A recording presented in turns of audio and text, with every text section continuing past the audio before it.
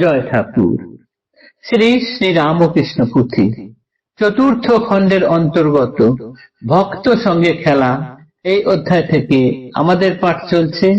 আজ আমরা এই অধ্যায়ের পঞ্চম দিন পাঠ করব। পর্ব 516, পৃষ্ঠা সংখ্যা 338 অর্ধেক অংশ। এর আগের দিনের পাঠে আমরা দেখেছি ঠাকুর শ্রী রামকৃষ্ণ দেব এইবারের এই অবতার রূপে এসে এমন ভাবে খেলা খেললেন যা ইতিপূর্বে কোনো অবতার রূপেই তিনি এত খেলা খেলতে পারেননি। এখন তিনি সব ধর্মকে, সব মতকে সমান আদর করেছেন। রামে শ্যামে জ্যাকে জনে রহিমে খলিলে সমান যতনে সমভাবে এক করে নিয়েছেন। সব ধর্মকে, সব ভাবকে একসাথে নিয়ে এমন এক সার্বভৌম ভাবের বার্তা এনে দিয়েছেন যা বিশ্বব্যাপী তার এই ধর্মকে গ্রহণ করতে সকলে বাধ্য হয়েছেন। এবং যত দিন যাচ্ছে তার এই গুরুত্ব মানুষ তত বেশি বুঝতে পারছে, যেটি একসময় তিনি ভাবাবেশে বলেও গিয়েছেন পর্যন্ত যে কালে কালে ঘরে ঘরে এর পুজো হবে, অর্থাৎ ঠাকুরের পুজো হবে।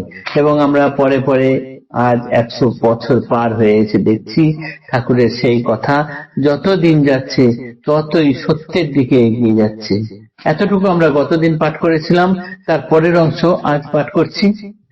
অকাট্য প্রভুর বাক্য মহাশক্তিমান, পশ্চাতে ফুটিয়া হবে ছবি মূর্তিমান।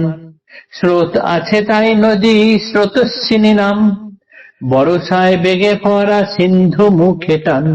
অকুল পাথার সিন্ধু অপারস লীলে, যত আসে দেয় স্থান আপনার কোলে। অচল অটল ভাবে নাহি হেল দোলা, ধরণীর তলে যেন প্রকৃতির মেলা। কিন্তু শ্রীপ্রভুর ভাবে হবে এত টান, জলধিও নাহি পাবে তাহাতে এরান। গৌরের লীলা নহে খেলা নদিয়ায়, জোর ডুবে শান্তিপুর নদে ভেসে যায়। বঙ্গ থেকে নীলাচলে কিছু কিছু টান, এইবারে অবতার প্রভু ভগবান।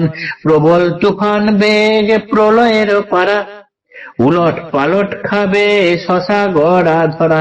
নিরক্ষর বেশে আসা তাহার কারণ, বিদ্যার করিতে গর্ব খর্ব বিলক্ষণ। বিদ্যানিধি বিদ্যার সাগর যেখানে, হইবে শরণাপন্ন প্রভুর চরণে। শ্রীপ্রভুর মহিমার পাইয়া আস্বাদ, ঘুচিবে বিদ্যার মদ অবিদ্যার গাদ। জগৎ ভাসান তাঁর প্রেমের প্রভাবে, ধর্মে ধর্মে দেশ হিংসা সকল ঘুচিবে। যেটা জিতে দোহে মিলে এক গৃহে বাস, পরস্পর প্রণয়েতে প্রেমের সম্ভাস। বাঘেতে বল দেখাবে এক ঘাটে জল, সাগরান্ত দেশ হবে স্বদেশ অঞ্চল। এই যে প্রেমের ভাব কল্পনারও পার, জীবের বুদ্ধিতে কি সে হইবে সঞ্চার। ঠাকুরের বাক্য অকাট্য বাক্য, প্রতিটি কথা একদম ধ্রুব সত্য এবং মহাশক্তিমান।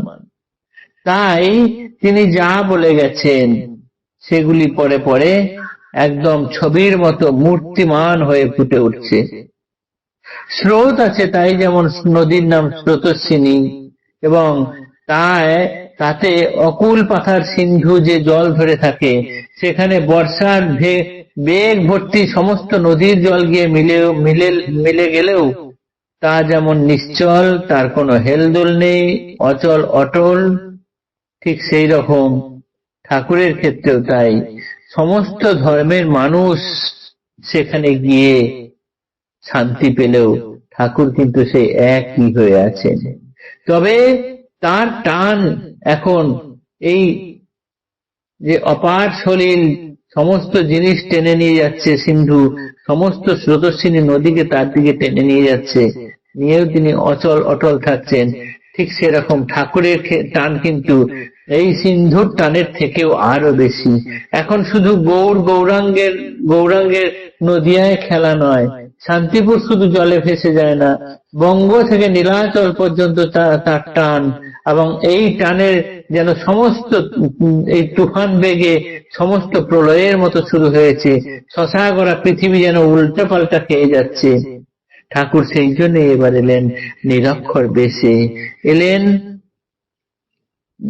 যারা বিদ্বান, খুব বিদ্যার গর্ব করেন তাদের খর্ব করতে, এলেন যারা অবিদ্যায় রয়েছেন তাদের সেই অবিদ্যার গাদ নষ্ট করতে।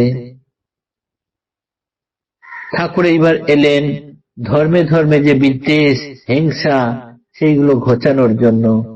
জেতা অজেতা অর্থাৎ বিজিত এবং পরাজিত তাদের দুজনকে একসাথে মিলে এক গৃহে রাখার জন্য এলেন। বাঘে বলদে এক ঘাটে জল খাওয়ার জন্য এলেন।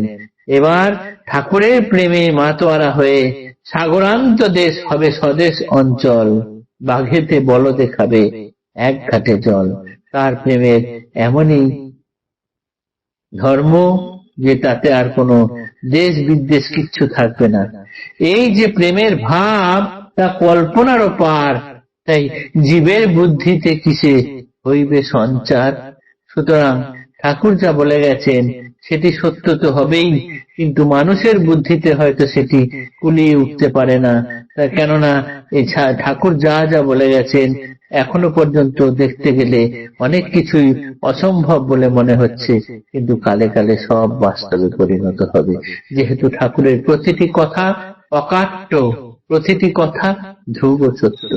জয় ঠাকুর, নমস্কার।